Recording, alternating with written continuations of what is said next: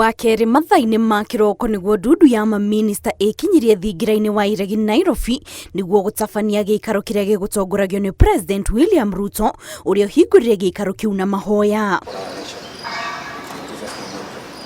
Muoroto wa gĩikaro gĩkĩ uri kumurika hathara iria ikoretwo igicũngĩrĩrio ni mĩiyũro ya mbura nene iria ikoretwo ikiura mĩena ĩtiganĩte ya bũrũri o hamwe na kwarĩrĩria mĩtaratara ĩrĩa ĩgathĩkĩtwo ni thirikari ya kũng'ethanĩra na hathara ya mbura ĩno. We have mudslides that are affecting Kenya. In fact, there is an ongoing exercise, as I talk to you, by the whole of government to make sure that those affected by the mudslides are taken care of. We are having a cabinet meeting to be able to discuss on additional measures that my government is going to take to make sure that citizens who are victims of climate change, who today are suffering floods, they are suffering mudslides, are looked after.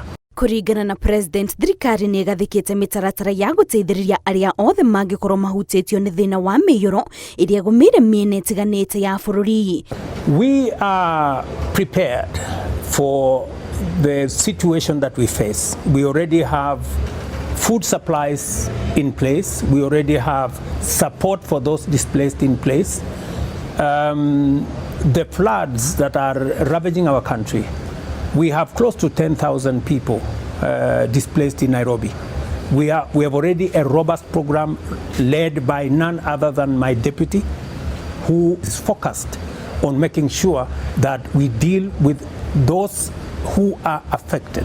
Kuringana na riboti ya thirikari, gukinyiria riu andu 198 nio makuite kumana na mĩiyũro ya mbura na hari namba 71 nio makuite mwena wa maĩ mahiũ na andu 102 nio marahonia nguraro mĩena ĩtiganĩte.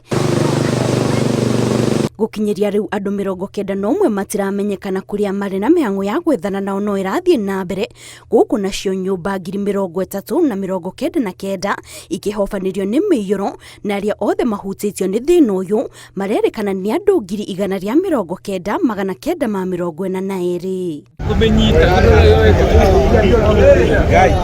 Akenya nĩ mathiĩte na mbere kũrio mehũge na metheme na kũrĩa guothe kwĩna ũgwati wa mĩiyũro.